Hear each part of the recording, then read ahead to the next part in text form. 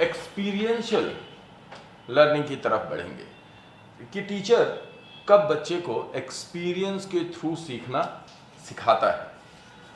बड़ा मज़ेदार सा विषय है ना, सोचने में तो अच्छा ही लगता है, पर उससे पहले थोड़ा सा रिकैपिचुलेशन कर लें, है ना। कैसा लग रहा है? बहुत अच्छा लग रहा है, मस्त लग रहा है। क्या मीनिंग है इसका? ऊपर क्या लिखा है? Teacher for behaviour modification. ऊपर लिखा है हमने 3 तरीके देखे पेडागॉजी में, टीचिंग और लर्निंग के 3 तरीके देखे, तीसरा आज देखेंगे। 2 अभी बात कर चुके हैं हम, टीचिंग फॉर बिहेवियर मॉडिफिकेशन, और दूसरे वाला हमने क्या देखा? Teaching for cognitive development. आज हम देखेंगे experience constructing our own meaning through experience. ये कैसे टीचर कर रहा है, पर पहले ये देखना है कि इससे क्या समझ में आ रहा है। What is this, what does this picture reflect?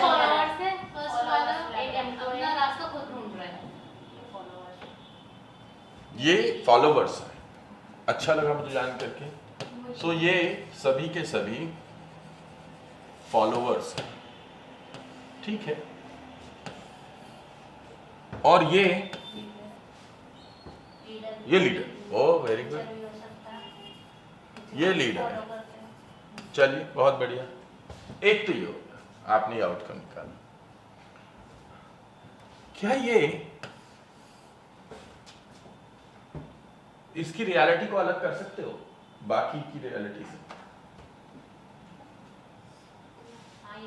अब तू आएगी अगर आधे घंटे देर से तो तुझे मतलब ही ना समझ में आएगा। भाई ये तो फॉलोवर भी है और ये तो लीडर भी है, जितने भी बीच में हैं वो सब फॉलोवर भी हैं, लीडर भी हैं, हाँ या ना? Yes sir. ठीक है। क्या ये जरूरी है कि ये जो है ये सिर्फ इसका व्यवहार देख रहा है नहीं, और उससे सीख रहा है? नहीं, भी हो सकता है इस पे इसका प्रभाव पड़ रहा हो और उसके हिसाब से ये परफॉर्म कर रहा हो। इट मीन्स, इसका मतलब क्या हुआ? हम जब ऑब्जर्व करते हैं तो हम हमारे बहुत सारे लीडर्स, बहुत सारे मॉडल्स हो सकते हैं, ठीक है ना। तो हम जिसे फॉलो करते हैं वो हमारा मॉडल होता है, लेकिन जिसे वो सब मॉडल फॉलो करते हैं वो लीडर होता है, ठीक है ना। तो लीडरशिप का मतलब क्या हुआ? लीडरशिप का मतलब हुआ इनिशिएशन। क्या हुआ? आप अगर किसी को लीडरशिप के लिए पढ़ा रहे हो, अगर किसी को लीडर होना सिखा रहे हो, तो आप उसे क्या सिखाओगे? उसे इनिशिएट करना आना चाहिए। सबसे शुरुआत में, सबसे पहले, मतलब बिल्ली के गले में घंटी बांधेगा कौन? तो जो बांधेगा वो लीडर, ठीक है ना। तो लीडर के केस में उसे रिस्क फैक्टर पता होने चाहिए। सबसे पहले जाने वाला सबसे ज्यादा रिस्क ले रहा है ना। हो सकता है यहाँ की धरती टूट जाए, बर्फ है ना, तो यहाँ की धरती हो सकता है टूट जाए और ये पानी में गिर जाए, तो ये रिस्क ले रहे हैं, राइट। तो उसकी रिस्क टेकिंग जो एबिलिटी है वो होनी चाहिए। फिर जो कि ग्रुप को एक साथ लेकर के चल सके, जो पूरे ग्रुप को एक साथ लेकर के चल सके, यानी कि कॉपरेशन, कोलैबोरेशन, जिसे करना आता हो और उसके पास में हो स्किल, राइट। जो उसको कहां से आ रहा है? एक्सपीरियंस से। ये क्या कहेगा? अबे चलना मेरे साथ में, मैं पहले बहुत बार गया हुआ हूं। तो जो सबसे ज्यादा बार इस रास्ते पे गया हुआ होगा वो सबसे आगे रहेगा, राइट। हेराक्लाइट्स की एक लाइन बताई थी ना, the one who has experience the same would construct meaning of the world. जो सबसे पहले जिसको एक्सपीरियंस है, जो पहले से है, वो उस दुनिया का मीनिंग पहले ही कंस्ट्रक्ट कर चुका है, और इसलिए उसकी एक्सपीरियंस से उसकी जो नॉलेज होगी वो बाकी लोगों से ज्यादा होगी। इसीलिए टीचिंग के एग्जाम में क्या होता है? अगर 2 लोगों के सेम नंबर हैं, सेम मार्क्स हैं, तो जिसकी एज ज्यादा होती है उसको मौका दिया जाता है, इसका मतलब ज्यादा एज का मतलब एक्सपीरियंस ज्यादा है। ज्यादा एज का मतलब एक्सपीरियंस ज्यादा है। हमारे यहाँ तो ये सिंपली लागू होता है जब हम कहते हैं बड़ों की रिस्पेक्ट करो, वी से रिस्पेक्ट दी ओल्डर वंस। इसका मतलब क्या है, हम उनके लाइफ एक्सपीरियंसेस की रिस्पेक्ट कर रहे हैं, राइट। अगर मैं ये कहूं कि ये सारे जो डिस्कशन आपने जो चालू किए, ये सब मैंने इसके लिए किया ही नहीं है। अब इसे दूसरे तरीके से देखते हैं। मैंने बिहेवियर मॉडिफिकेशन कितने तरीके से पढ़ाया आपको। जब मैं बिहेवियर मॉडिफिकेशन पढ़ा रहा था तो मैंने उसमें दो चीजों पे ध्यान दिया था। वो क्या था?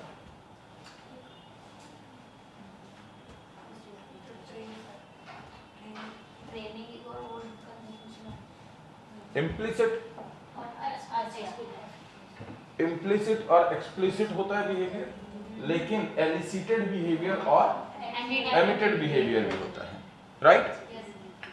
तो जब हम बोलते हैं इम्प्लिसिट बिहेवियर, तो कोई बिहेवियर जो कि किसी एक कार्य में इंक्लूडेड होता है, तो यानी बहुत छोटी यूनिट बिहेवियर की। और जब हम कहते हैं एक्सप्लिसिट बिहेवियर, तो जो हम परफॉर्म कर रहे हैं होल, वो होता है। और जो हम कहते हैं एमिटेड बिहेवियर, तो क्या होता है? एमिटेड बिहेवियर अगर हम कहते हैं तो वो क्या होता है? ओके। एलिसिटेड बिहेवियर होता है तो वो क्या होता है?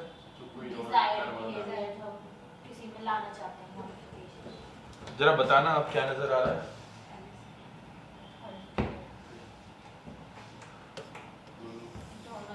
यहाँ क्या नजर आ रहा है? यहाँ क्या नजर आ रहा है?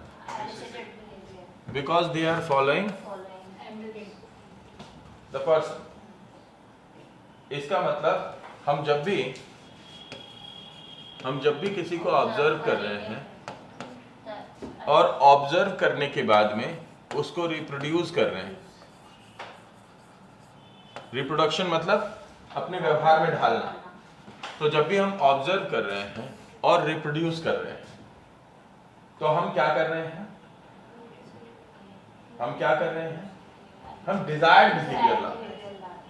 कौन सा बिहेवियर ला रहे हैं? डिजायर्ड बिहेवियर ला रहे हैं, जो ऑब्जर्वेशन के थ्रू आ रहा है। तो ये कौन सा होगा? एलिसिटेड बिहेवियर होगा, राइट। ठीक है। जो इसने अपने एक्सपीरियंस से लर्न किया, जो इसने अपने एक्सपीरियंस से अपने अंदर लाया है, वो क्या हो सकता है? वो इसका वो बिहेवियर हो सकता है जो ये खुद अपने अंदर डेवलप किया है इसने।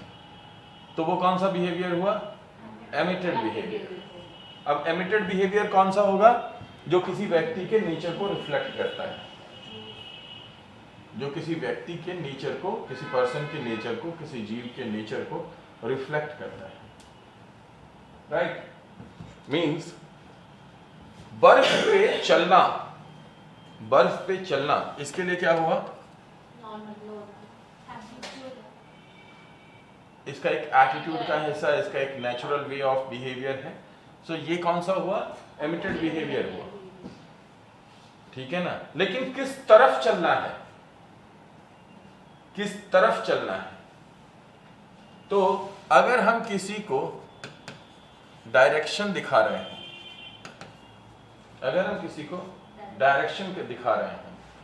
जब डायरेक्शन दिखा रहे हैं तो उसका जो रिस्पॉन्स है, उसका डायरेक्शन हम चेंज कर रहे हैं, या फिर हम उसको मॉडिफाई कर रहे हैं। ऑल ओवर चेंज नहीं कर रहे, बल्कि हम क्या कर रहे हैं? मॉडिफाई कर रहे हैं, या फिर हम उसे ऑल्टर कर रहे हैं। ये सभी क्या होंगे? ये सभी एलिसिटेड बिहेवियर होंगे, ठीक है। तो ये क्या करने की कोशिश कर रहा है? ये इन सभी में यही बिहेवियर लाने की कोशिश कर रहा है, राइट। जब भी मॉडलिंग थियरी लागू होगी, ध्यान से समझो, एलिसिटेड मॉडलिंग होती है। मॉडलिंग इज एलिसिटेड बिहेवियर, क्लियर है? मॉडलिंग के थ्रू एलिसिटेड बिहेवियर आता है। इतनी बात समझ में आई? कभी भी जब कक्षा में पढ़ाओ, तो पेडागोजी का सबसे महत्वपूर्ण नियम याद रखना, आपको सब कुछ पता है, लेकिन आप वो सब कुछ एक साथ मत परोसो। मैंने आपको एलिसिटेड और एमिटेड बिहेवियर पूरा डिस्कशन किया उस दिन किया, लेकिन मैंने उसका क्रक्स जिससे क्वेश्चन आएगा वो मैंने आज बोला। क्यों? ताकि आप रिकॉग्नाइज भी कर लो, ताकि आप दोबारा से सेल्फ इवैल्यूएशन भी कर लो, और आप उसको देख पाओ कि कितना आप रिटेन कर पाए हैं। सो ऐसे क्या होगी, आपकी नॉलेज पक्की हो जाएगी। तो हमें हमेशा टाइम देना चाहिए स्टूडेंट को अपने स्कीमा को बनाने का, उसे मॉडिफाई करने का, उसे बेहतर करने का। जब हम उसे टाइम दे देते हैं, उसके बाद उसमें अगर नई चीज को जोड़ते हैं तो हमारी उसकी समझ बड़ी डिफरेंट होती है। राइट? जो बता रहा हूं ये सब आज की क्लास में काम आएगा। ठीक है? और डेफिनेटली अगर आज की क्लास में काम आएगा तो कल भी काम आएगा। ठीक है?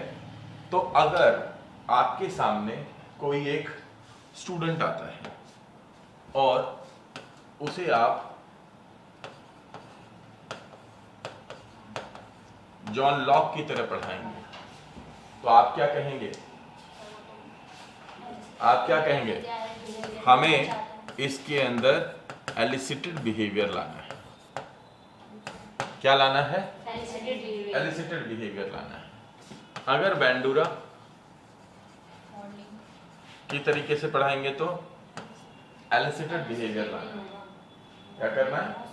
एलिसिटेड बिहेवियर लाना है। अगर अब यहाँ पे स्किनर, पैब्लो, थॉर्नडाइक, वॉटसन, इन सब की तो बात करनी है ही नहीं। मैंने दो ऐसे नाम लिख दिए ऑलरेडी। क्या आप ये समझ सकते हैं कि ये सब किसकी बात कर रहे हैं?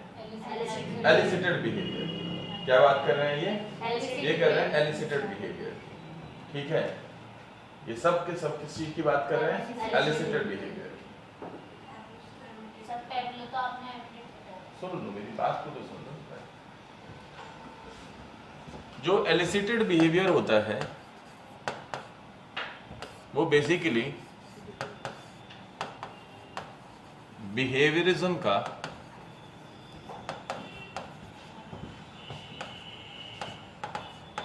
अल्टीमेट आउटकम होता है। जो बात मैं समझाना चाह रहा हूं वो ये है, एलिसिटेड बिहेवियर क्या होता है? अल्टीमेट आउटकम होता है।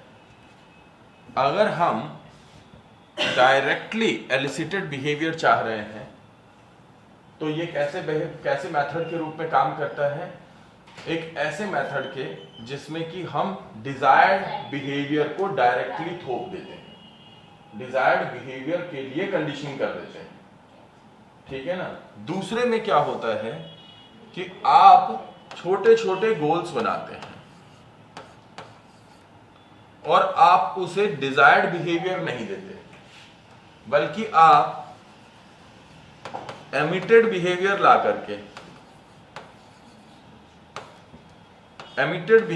करके और फिर आप एलिसिटेड बिहेवियर लाते हैं। अल्टीमेटली कंडीशनिंग हो रही है तो हमेशा ही आपको क्या चाहिए होगा? एलिसिटेड बिहेवियर चाहिए होगा। लेकिन एक जगह तो डायरेक्ट एलिसिटेड बिहेवियर आता है, इसको हमेशा आप कहेंगे ऑपरेंट कंडीशनिंग। एलिसिटेड बिहेवियर ही ऑपरेंट है। दूसरी जगह पे एमिटेड बिहेवियर के थ्रू एलिसिटेड बिहेवियर आता है। राइट? अब पैब्लो जो है वो एक ऐसा रिसर्चर है जो कि ये कहता है कि कभी भी रियलाइज मत होने दो सामने वाले को कि हम उससे क्या परिवर्तन चाहते हैं, और घंटी बजाओ, वो अपने आप मैथ्स की किताब खोलेगा। ठीक है ना? घंटी बजा दो, वो निकल करके अपने आप असेंबली में खड़ा होने के लिए आ जाएगा। राइट? लेकिन ये जो घंटी की आदत है ये कहां से आ रही है? ये एलिसिटेड बिहेवियर नहीं है। ये बिहेवियर क्या है? घड़ी की जगह उसने घंटी लगा दी। किसकी जगह पे? घड़ी की जगह पे घंटी लगा दी। और घड़ी किस चीज का है? घड़ी एक्चुअली यूज की गई, ये जो घड़ी है ये भी कंडीशनिंग है। किसकी कंडीशनिंग है? पंक्चुअलिटी की, आपको डिसिप्लिन करने की। तो चाहते तो हम एलिसिटेड बिहेवियर ही हैं, पर हम किस तरफ से जाते हैं? एमिटेड बिहेवियर की तरफ से जाते हैं, यानी उसके जो नेचुरल वे ऑफ थिंकिंग है उसको कंट्रोल करके उसकी कंडीशनिंग करते रहते हैं और कहीं ना कहीं अल्टीमेटली वो एलिसिटेड बिहेवियर की तरफ आता है। क्यों? क्योंकि अगर एक थियरिस्ट कहता है कि वो एसआर में बिलीव करता है और अगर कोई कहता है कि वो आरएस में बिलीव करता है, सो दोनों ही रॉन्ग है, both are wrong. Why? Because the method is SRS.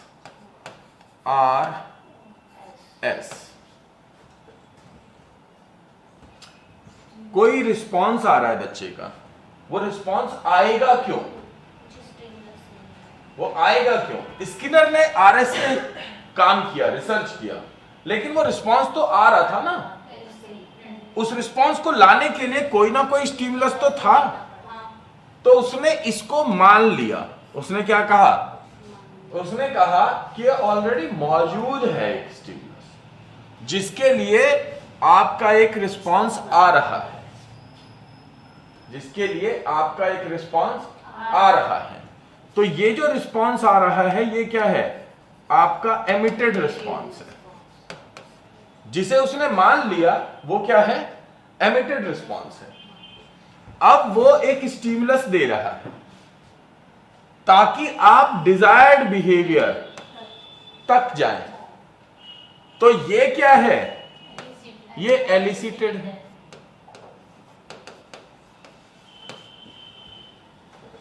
मैं क्लियर कर पाया आपको what I am trying to tell you? So इसका मतलब क्या होता है कि स्कूल में सबसे पहले आपको एक रिस्पांस लाना पड़ता है जो बच्चे का नेचुरल ऑर्डर रिस्पांस हो। इसमें सबसे महत्वपूर्ण भूमिका किस चीज की होती है? ड्रिल की। किसकी? ड्रिल की, कॉन्टिन्यूटी की। जबकि अगर हमें यही व्यवहार उसका बनाए रखना है तो इसमें सबसे ज्यादा महत्वपूर्ण भूमिका होती है रेशियो की, वेरिएबिलिटी की, पार्शियलिटी की, होल की। सो इसका मतलब हमें इसके लिए क्या करना पड़ेगा? शेड्यूल करना पड़ेगा। तो एमिटेड बिहेवियर के लिए ध्यान से समझ लीजिए, क्योंकि पेडागोजी में ये सबसे महत्वपूर्ण फैक्टर है एलिसिटेड और एमिटेड को समझने के लिए, कि जब हम एमिटेड बिहेवियर लाते हैं तो हमें अपनी पेडागोजी के अंदर ड्रिल और प्रैक्टिस को वैल्यू देनी पड़ेगी। और जब हम एलिसिटेड बिहेवियर लेकर के आना चाहते हैं तो रिइंफोर्समेंट और पनिशमेंट की शेड्यूलिंग करनी पड़ेगी। क्लियर है? ऐसा भी हो सकता है कि बालक अपने आप से ऑब्जर्व करे, ठीक है, मैं उस पर अभी नहीं आऊंगा क्योंकि ये बिल्कुल एक सेपरेट सेक्शन है, ठीक, वो यहां पे नहीं होगा। एलिसिटेड बिहेवियर होगा लेकिन वो एक दूसरे तरीके से होगा। आई विल कम बैक, क्योंकि उसे फिर ना आप एमिटेड में बांट सकते और ना ही एलिसिटेड में बांट सकते। देखने में लगता है कि बेंडूरा का जो बिहेवियर है वो एलिसिटेड है, काफी हद तक है भी, but I will let you know how is it different. यहां तक समझ में आई होगी बात? चलिए